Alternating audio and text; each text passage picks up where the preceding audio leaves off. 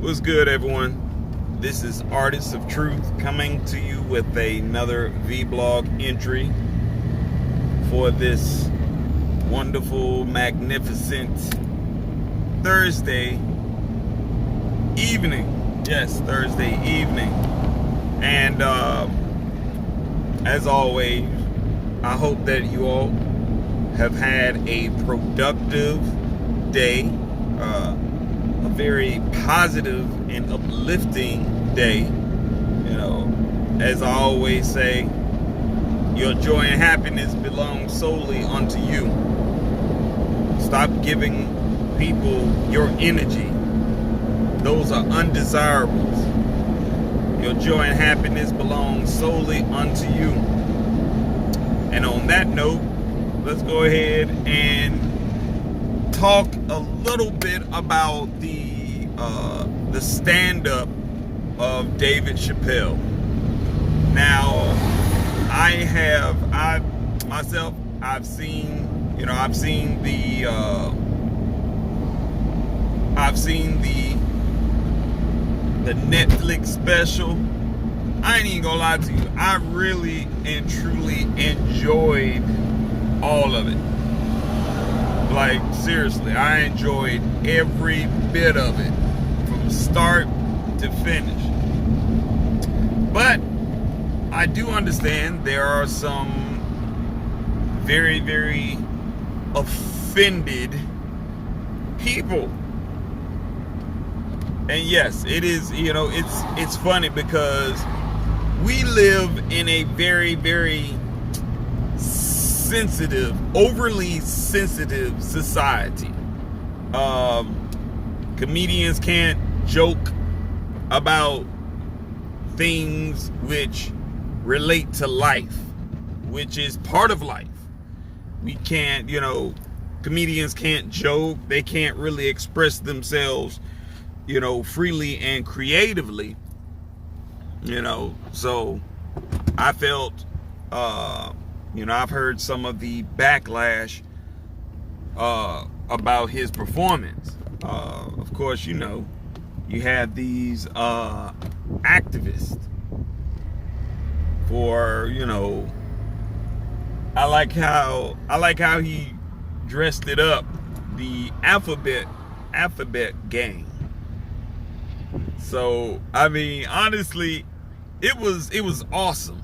It was really, really awesome. But as I stated before, you have a lot of very, very overly sensitive people. That even drew in a lot of black women, melanated women, to being upset at Dave Chappelle for his viewpoints about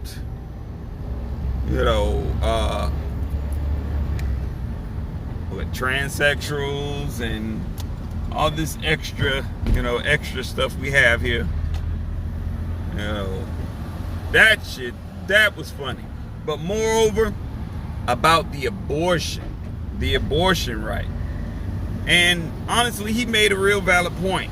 He made a very, very valid point that a woman's body is her body. It is her body. Whatever she decides that she wants to do with her body, as far as whether she's going to abort the child or keep the child, whatever, that is her choice. That is a woman's choice. And honestly, it made sense. What Dave Chappelle was saying, it made a lot of sense. And honestly, it made me reevaluate my position on abortion. Well, it really didn't change it or alter it like in a major way, but I have more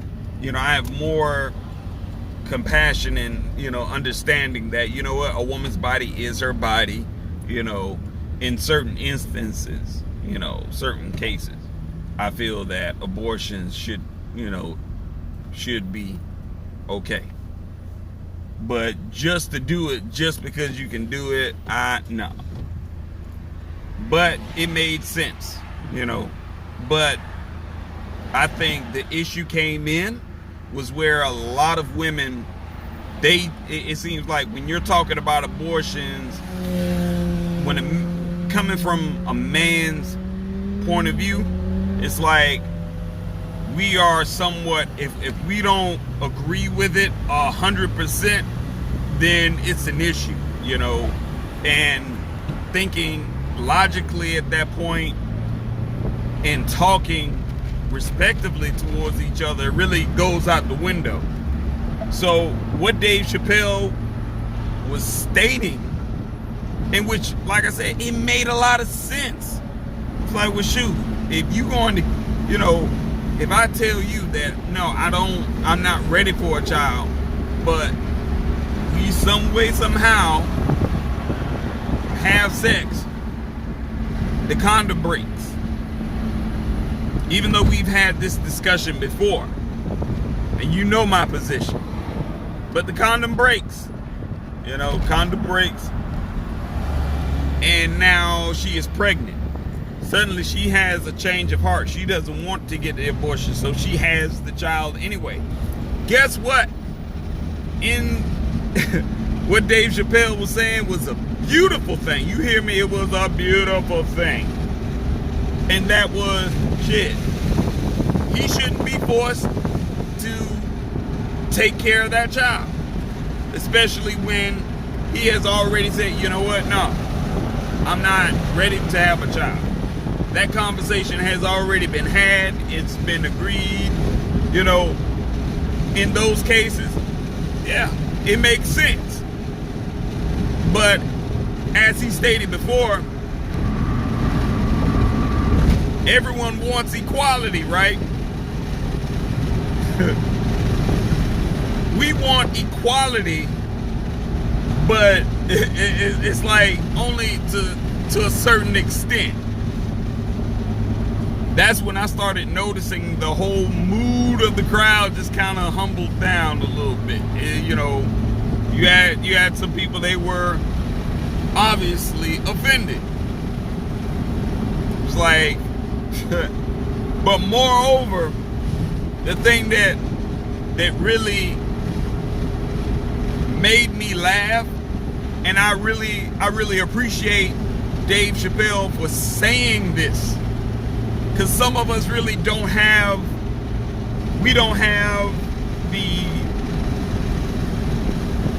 the collective creative way of putting words together in such a sense where it's going to force people to really think about it outside of their emotions. You know, it's like, you're joking, and then you slide some real shit in there, within the joke, which, yeah, you might laugh a little bit, but you're gonna think about what's been said and just be like, whoa, okay.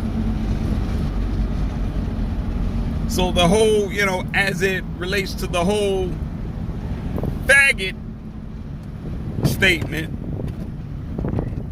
which I had to laugh because, wow, that's amazing that on multiple networks, the N-word can be flung around, you know. You hear folks saying nigga, nigga, nigga, nigga, nigga this, nigga that, nigga this, nigga that, nigga please, nigga gone away, negro, nigga, nigger. You hear it freely being uttered out of people's mouths. Now, as he stated, and I couldn't agree with him more. You don't hear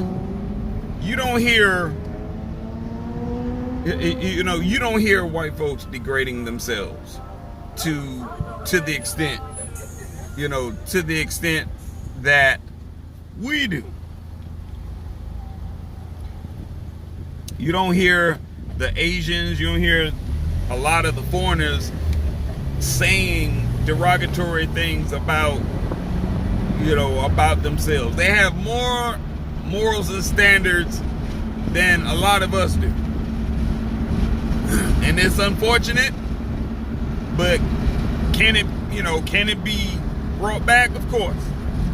But not to, not to steer too far away from the point, but when he made that statement about what's wrong with saying faggot, it was like, well, you can't say it because you're not one of the alphabet people, right? But he was like, well, dang, I'm not a nigger either, but I say it freely. And it was like when I heard it, I was like, wow, just boom. And it was just so funny, but it was like, really think about what he said. God damn. And honestly, you can't deny it. You can't ignore it, because any of the networks on your television, if you got cable or whatnot, or better yet, if you just have a Roku, a Fire Stick, a Kingpin, and you watching movies, shows, sitcoms, guess what? You hear it being said.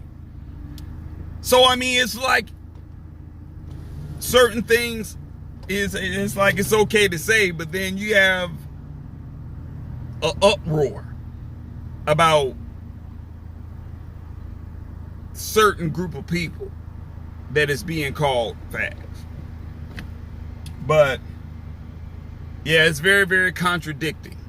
And there's no way whatsoever you can even ignore that. But moreover, there's sisters that are getting like highly upset about that. And I'm like, damn, where's that same energy when black men and black males are being abused, when they're being taken advantage of? And you know who I'm talking about. But of course, that level of energy, nah, that's very, very limited. It is. But what he said, I don't feel anything is wrong with it. You just have some real sensitive ass people. Get out your feelings. David Chappelle's not lying about what he's saying. You might not. You know what? This is the key issue. Everyone is mostly focused on the delivery of shit, but rarely many people focus on the message. And that's exactly what it's like. See, I can get on here and I can fuss and cuss and talk, and use all sort of, profane, degrading language. I can do that, and a lot of people would just respond, oh, well, he's doing all this cussing and degrading. A lot of that is, oh, it's just so unnecessary. It turns me away. I was like, well, okay, what was the message that you got from it?